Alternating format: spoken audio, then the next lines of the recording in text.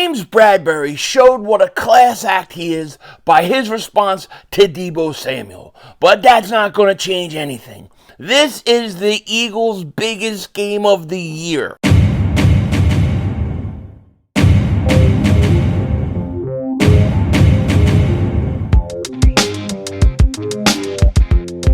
Dallas still stinks.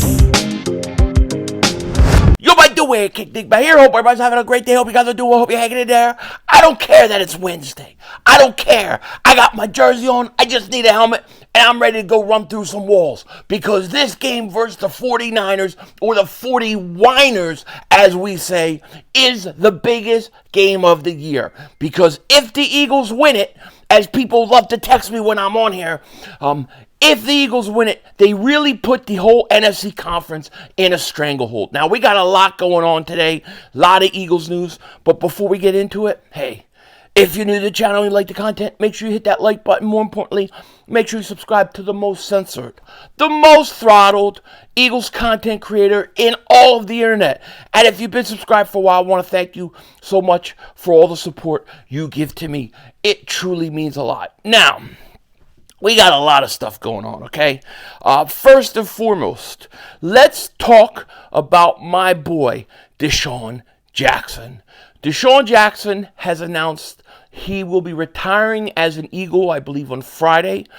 He will then be, I guess, a captain, honorary captain during the game on Sunday. Philadelphia Eagles posted this, and this was a quote from Desean Jackson. "I'll forever be an Eagle." Desean Jackson, congratulations, retiring an amazing 15-year career. Pound fly, Eagles fly. And Desean Jackson is always going to be one of those guys that you just love, you know, because if you remember under the Andy Reid era, you remember he was horrible at getting wide receivers. And then they took Desean Jackson. I truly believe the Desean Jackson pick for Andy Reid changed his whole entire philosophy on what kind of receivers he looks for. I really believe that. And you see what he had early on, especially with Tyreek Hill and getting guys with speed, was so important to Andy Reid. But Desean Jackson, you knew from the first preseason game he was the best receiver on the Eagles team. It was that obvious. I remember, I think they played New England first preseason game ever watching Desean, and you knew right away, yes, this kid's going to be a stud. And he was. I think Desean Jackson legitimately can be called the greatest deep threat in the history of the NFL. I think he could go in the Hall of Fame just for that. If they'll put somebody in for that specialty of being a deep threat. But you could also talk about him being one of the great returners of football. One of the most disappointing things as an Eagle fan that I could ever remember was the way the Eagles cut Desean Jackson. Said that, you know, the whole thing that he's involved in gangs and stuff. That was Chip Dip Kelly all the way. And it was one of the worst things. But congratulations to Desean Jackson, my man, on retiring as an Eagle. Well deserved. Now, as you guys know, Shaq Leonard was in Philly today. Okay? It looks like he left. He left without a contract. Ian Rappaport is writing this. Free agent linebacker Shaq Leonard has visited the Pound Eagles and the Pound Stinking Cowboys. Is expected to think on it and make a decision over the weekend. What decision? Do you want to come to a team that has a chance to win a Super Bowl? Or do you want a team that is getting ready to enter December 1st, better known as Cowboys choke season? Do you really want to belong to a satanic star and chicken sacrificing? Who would want that? Jerry Jones is 7,020 years old. The guy it's his birthday, by the way. Happy birthday, Jerry Jones. 7,021 years old. It's very hard to be 7,022 years old, but he is. And if you're Shaq Leonard, I don't even know what you're considering. I have to believe Shaq Leonard will make the right decision. I would have felt more comfortable if the Eagles could get it done. But you know what? Listen, the one thing you deal with guys that become free agents during the season, they become basically mercenaries. And if it's all about the money, then he's going to go where it's all about the money. If it's all about winning, he'll come to Philly. We'll find out real soon. But I wouldn't have let him out of the building because Zach Cunningham, and we're going to talk about the injury report in a second, but he is not going to play this week. So your linebacking core is thin, and you need to add depth. I don't look at Shaq Leonard as you're getting him from 3 years ago. I look at him as a guy who can, if he's 65% of what he was, he's a good depth piece for the Eagles, and he can provide some leadership. Who knows? Maybe a guy like Nakobe Dean can talk to him, and learn a lot. But to me, the Eagles got to get a linebacker. They got to get a linebacker. You got other guys like Marcus Peters. Like I talked about him, he got cut the other day. Is he a guy that the Eagles would consider bringing in, or maybe because of his personality or whatever happened to Raiders, they don't want to touch him? I mean, I have heard nothing about him to Philly. I've seen him connected to the 40 Whiners, but nobody else. Maybe like the Colts or somebody like that. I forget who else, but it wasn't. One was the 49ers and Dolphins. I forget who the hell the other one is, but I don't feel comfortable with Shaq Leonard leaving Philly. I really don't feel comfortable, but we're going to have to wait and see. He's going to decide over the weekend. To me, I wanted him signed and sealed and delivered today, but what are you going to do? Now, the Eagles had a walkthrough today, so here's an estimated injury report. God, I hope we could get Shaq Leonard, man. I mean, we're going to find out. I really thought they would have closed the deal because they wanted him more. But, sometimes people have already just made it say, no matter what, I'm not signing. You're going to have to let me have the weekend. Nothing you can do about it. Injury report for the Eagles, though, today. Grant Calcaterra, ankle, did not practice. Fletcher Cox, groin, did not practice. I think Fletcher Cox, I guess he hurt his groin in the game. We saw that. Otherwise, I would say he's messing with his wife, his girlfriend, whoever. I have groin problems from after the Eagles game, too. I do. Making babies, baby. Making babies. Justin Evans, safety knee, did not practice. Whoa, what a surprise. That's getting to be like Dallas, Avonte Maddox' big-ass toe. It's every week. Tight end Dallas Goedert, forearm, did not practice. Now, Goedert, they're saying, is pushing. Shut up, dog out there. Dallas Goedert, his forearm, we all know he hurt. He is pushing to play this week. Will the Eagles let him? We'll see. Stupid dog. I'm doing a video. A.J. Brown, thigh, limited practice. Jordan Davis, hamstring, limited practice. I worry about the damn hamstring with Jordan Davis. My God, did you see him chase Josh Allen the other day? Holy crap. 16.7 miles an hour or something. The guy is a beast. Jordan Davis, the most underrated defensive player in the National Football League. Lane Johnson, groin, limited practice. Julio Jones, knee, limited practice. Devontae Smith, knee, limited practice. DeAndre is like our whole friggin' team. DeAndre Swift, ankle, limited practice. Milton Williams, concussion, limited practice.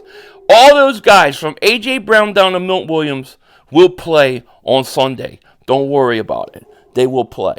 Now, as you know, the Eagles play the 49ers. And as you know, the whole offseason has been one big cry fest for the 40 Whiners. All they do is cry. I mean, seriously, I used to actually, they hated Dallas. It was like, the enemy of your enemy is your friend, kind of. So I never really had anything hard feelings against the Niners. They were just a really good franchise that we played once in a while, and you play them and you want to beat them. But they hated the Cowboys. I could respect that. And then the NFC Championship game happened. And I watched the biggest babies in the whole entire world for a whole off season cry me a river. Boo, mother humping who? We don't have a quarterback. Guess what? We didn't have our quarterback in 2017, and we went and won a Super Bowl. And you're crying like little babies. Babies. Pisses me off. And you had Deebo Samuel call James Bradberry trash, which was totally ridiculous. And you know what? I got to give a lot of respect to James Bradberry. I do, because James Bradberry handled it with class. This is what he said. I don't necessarily like what he says. I wish he would have used a better word, to describe my play. But it is what it is. At the end of the day, all I can do is control my work ethic, what I do day to day. James, why do you think he said that? What was the motivation? Obviously, James to say that. You would have to ask him.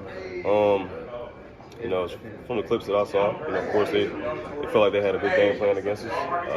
They felt like they had some open routes against us. Yeah, I don't know. I guess you got to ask him. You know, That's a class act right there, James Bradberry. Class act. They didn't say anything to respond. He handled it beautiful, and you know it's got to motivate him. I think James Bradberry is going to have a big game. Wouldn't it be the funniest thing in the world? Wouldn't it be the most rightfully fitting thing is that it's fourth quarter, Eagles are up, let's say 4, 49ers have to go down score, and Purdy throws a game-losing interception to James Bradberry, who is covering Deebo Samuel. That would make my day. That would be justice, okay? It would. I could tell you what. We'll hear if the 49ers players want to say anything more this week. But, you know, obviously it has bothered other Eagle players. They have talked about. None of them kind of like some of the things that was said by the 49ers. And this is the biggest game of the year. I'm telling you right now, this is the biggest game of the year. You beat the 49ers. They can't catch you. They cannot catch you in the NFC. They can't, because you'll have 2 conference wins on them. You'll have a head-to-head win on them, and you'll be up 3 games on them. It's checkmate for the 49ers. Now, if you lose this game, and then you got to go and beat Dallas in Dallas. And if, let's say, you lose that game, well, you got Seattle, the Giants, the Cardinals, and the Giants. You're probably still going to come out number 1 seed just because of your schedule. But you'll be in a dogfight because you'll technically be in a 3-way tie for first place.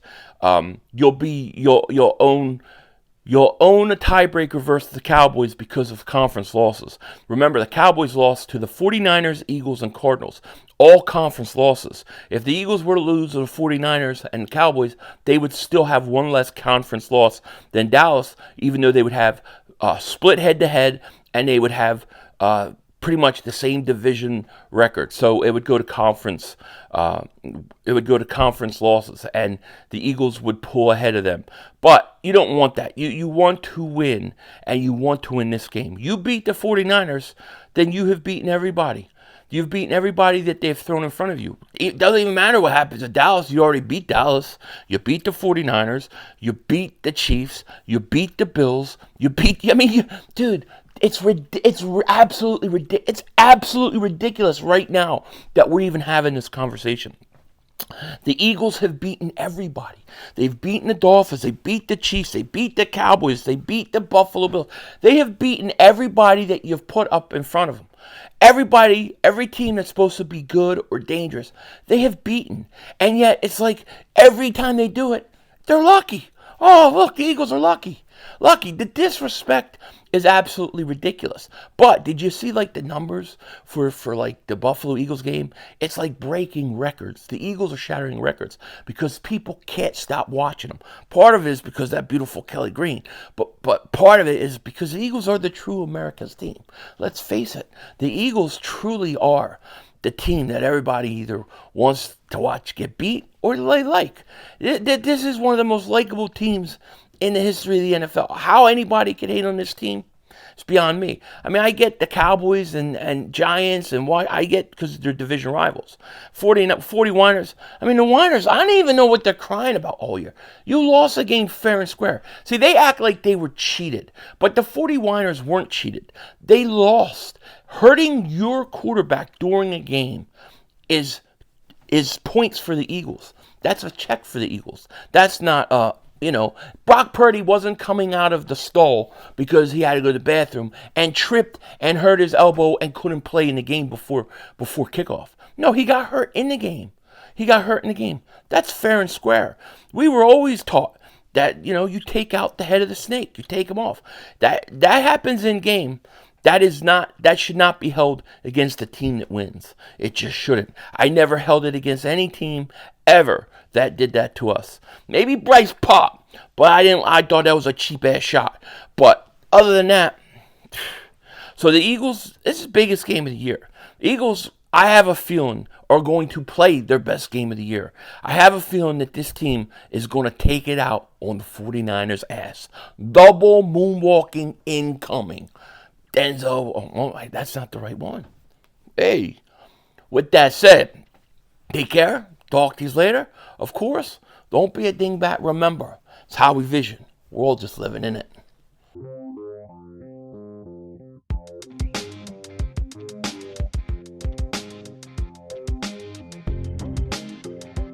All right, so you know I wasn't going to miss this. You know, but I wanted to save it to the post-credits to talk about it. Pro Football Hall of Fame. Already a member of the Eagles 75th anniversary team, the Eagles Hall of Fame, Eric Allen is now once again a semifinalist for the Pro Football Hall of Fame class of 2024. Eric Allen deserves to be in the Hall of Fame.